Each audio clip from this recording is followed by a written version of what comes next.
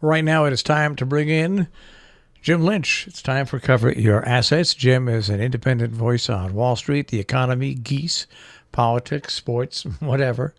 And he brings his well over 40 years of experience, well over, to those subjects and more. Good morning, Jim. And good morning to you, Jill, everybody. What happened to that car? The geese did not get it. The car led a long life. Never had a scratch on it till one day my son learned how to drive, and he came home that first night, and there was a hole in the driver's side door. And I said to him, you know what? We're not claiming this to insurance. I'm going to get it fixed, and you're going to pay for it. And he did. Cost $1,000, and he paid for it. But it was a great car, but it was my first expensive car ever. Jim, there was no lie. When I was sitting in the car dealership signing for the loan, my hand was shaking because it was a $25,000 loan on a car.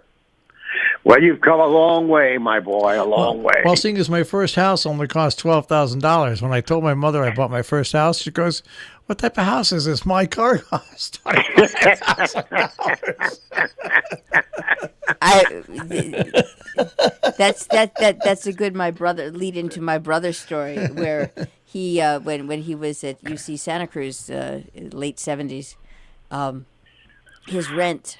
He always said it cost his dad more to keep his car in a garage in New York than to keep his son in a garage in Santa Cruz. Yeah, but you could buy houses back in 1975 for $10,000, $12,000. I had a two-family house for $12,000. Incredible, huh? Yeah. Incredible.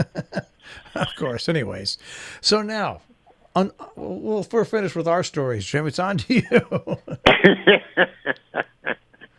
Oh, my stories are so long. Anyway, let's talk a little economics for a moment. The second quarter GNP was good, 4.1%. However, you should be aware some of that growth came from people buying in advance of the tariffs. For instance, the Chinese bought a lot of soybeans before the tariffs hit. And there are other people who bought parts before the tariff hits.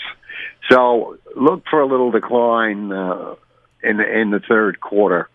Along the line of tariffs, close to home up in Fairfield, Connecticut, a little plant is closed. They basically put together TV sets, 126 people out of work, because of the tariffs on the Chinese components, making it too expensive for them to make a profit out of what they were doing. We're seeing some hits in the real estate area, be it in New York or California. It's got nothing to do with the fires. Prices might have exhausted themselves, or the buyers have decided they're going to be a little bit more conservative. So prices are coming off in the city, New York City, and in California. And also back to the disruptions in the economy in various countries. The yuan, the Chinese currency, has been taking a hit versus the dollar. As a result of it, the Chinese buyers of real estate in Seattle, Washington, where they had been big buyers, wanting to put their kids in colleges in this country and putting a domicile up. So that's dried up. So we have a lot of economic things happening which belie the headlines, which say everything is hunky-dory. On that score, interest rates will continue to edge up. So if you are in the housing market, and I wouldn't wait on rates, I'd take the rate you can get now for a mortgage. I would be careful, however, in putting up enough money so that you're not strapped if you have any economic difficulties. I have a question right around this because my mortgage company for my house has been sold about 9,000 times, and it's now Mr. Cooper stupid name, from NationStar. And it's an adjustable rate mortgage that I've had for a long time. And I think they're only allowed to raise it a certain amount. But it sure looks to me, suddenly, since Mr. Cooper's gotten, where the heck he is, gotten his little paws on it, mitts on it, that it was a massive jump over and above, let's just say, what... like it was to the over and above the rise in interest rates.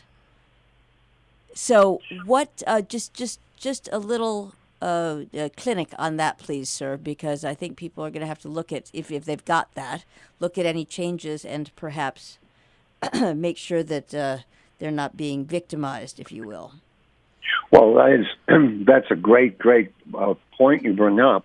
If you do have an adjustable rate, I would make it a fixed rate. I'd do that right now. And forget whether they're unfairly raising the rate. You have a contract, and it says specifically how much they can raise it and so forth. However, that said, if interest rates go up, then they will just continue to raise your rates. I think an adjustable rate mortgage at this time is a very dangerous thing to have. Let's just say that you have it, though. That's kind of what I wanted. Can you also try to pay down on it? No, just try to get a standard rate that's lower. Right, but sometimes, just like trying to get your credit card company to behave and treat you like a human being, these are these are now so fully owned by. I'm not sure who, that trying to even get in there without them just clobbering you with paperwork is diabolical. So I'm kind of wondering what your rights are. Well, your rights are what you signed up for. I mean, it's right in the mortgage, in the terms of the mortgage. But I wouldn't fiddle around with it. I would get a fixed rate, right. Because here's one of the problems with an adjustable rate, among many things.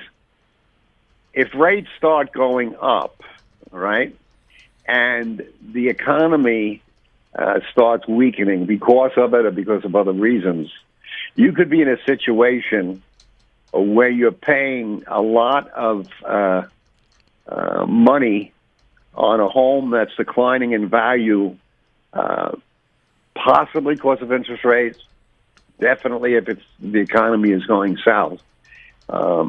Adjustable rates work sometimes, but they don't work over a long period of time. And you've been in a very, very low interest rate period. And, the banks are going to look to, the banks or the mortgage companies are going to look to make money out of any rise in rates. So I would get a fixed rate. Okay. And so that means contacting either your bank or the owner of your mortgage or whatever, correct? Right. Well, you say owner of your mortgage. You've mentioned mortgage company. Pardon me? I shouldn't have used the word owner. Okay. Lender. Lender. Think of it as, pick up the phone, get going, get the paperwork in there and get it done. Move on it. Now, it reminds me, Jim, back when I was a kid and I was going to make it rich early, I bought that first house for $10,000, $12,000. I bought a second house in Hurley, New York, a beautiful stone ranch, for about $15,000, $16,000. And then I bought a house on the Hudson River, the town of Esopus, overlooking the Hudson River, that was foreclosed on because it was owned by a drug dealer for about $35,000, right? I did all this. Remember back when they first introduced variable rate mortgages?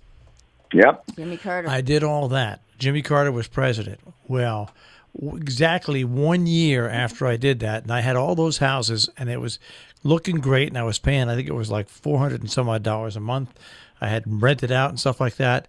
My interest rate went up 12.5% in 1 year. and forced me at a very young age to learn a very cruel lesson in life. When you sign your personal name on the line and you can't afford it, bankruptcy. And that bankruptcy followed me for 14 years.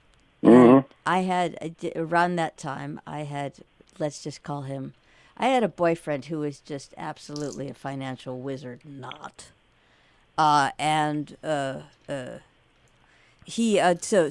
took a loan with an adjustable rate.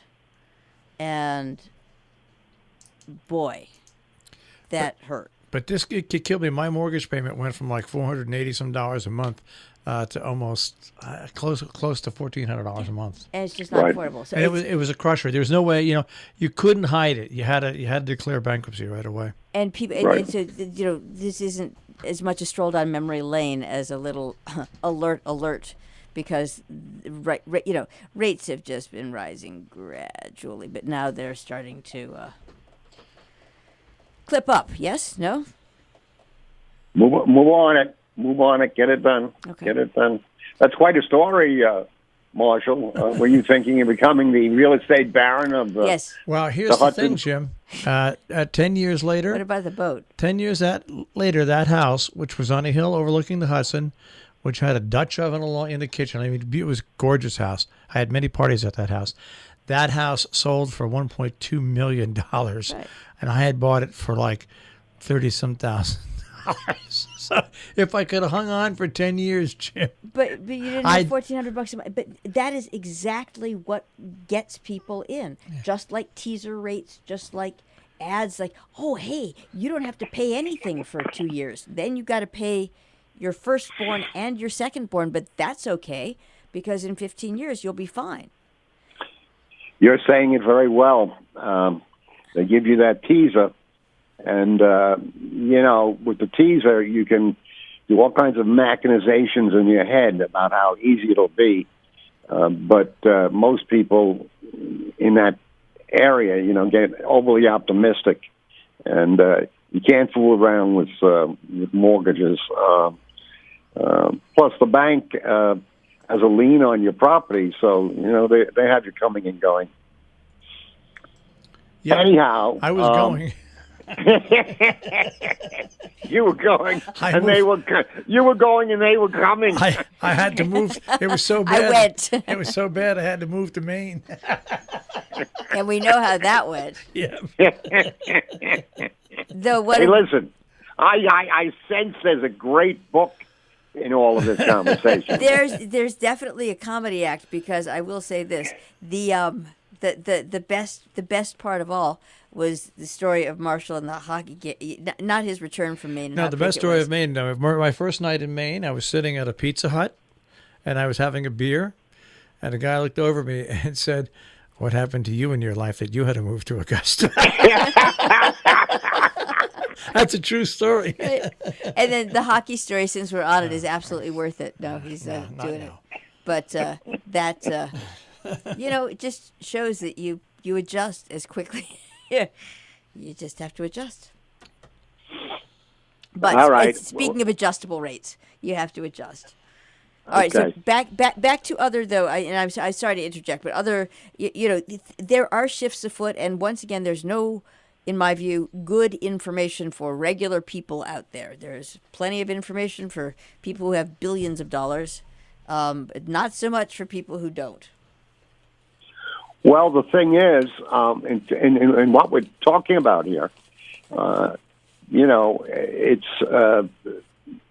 folks who've been listening have great examples of what can happen, and you don't need much more information than that. It's like a lot of things in life. When people are telling you things that seem too good to be true, well, that's right. They're too good to be true. So you apply that to an adjustable rate. You apply that to people wanting you to take out credit for major purchases that you can't afford. But in terms of the adjustable rate mortgage, it's a pretty straightforward situation, generally speaking. So that information is available to you. But stay away from them. Please stay away from them. The markets, the world, as we know, is getting driven by people putting tariffs and sanctions. I'm talking about countries throughout the world. Saudi Arabia now has stopped trading with Canada because Canada had the gall to say, hey, your program of getting women more equality is not quickly enough. So the young prince there, who's very aggressive and has fined a lot of Saudis big money, he's quite uppity, so he's not going to trade with Canada for a while. The U.S. has put sanctions on Turkey because they're not giving up a pastor who's there. The U.S. again has put sanctions on Iran, which is totally stupid since the other 5 members of the deal, China, Japan, Russia, and so forth, they're maintaining the deal with Iran. And all this is going to do is drive up the price of oil. And so sometime in August, you're going to start seeing, gas prices go up. It's just a great amount of turbulence, and I'm certain we've seen the turbulence on the television occurring because some people think global warming is causing a lot of this disturbance, in the world in terms of weather. And there you can get some very good information in terms of how this is happening. For instance, up in Massachusetts, up where you guys are, there were 3 tornadoes in the last several weeks, something unheard of. But it's this tremendous heat, and you get some cold in there, and it stirs up the atmosphere, and you get a tornado. This comes back to something that we're running away from. We're running away from a reality that something's happening to the earth. And we're going the other way. We're saying, "Oh no, it's not all these gas emissions we're putting in the atmosphere that's causing it. It must be something else."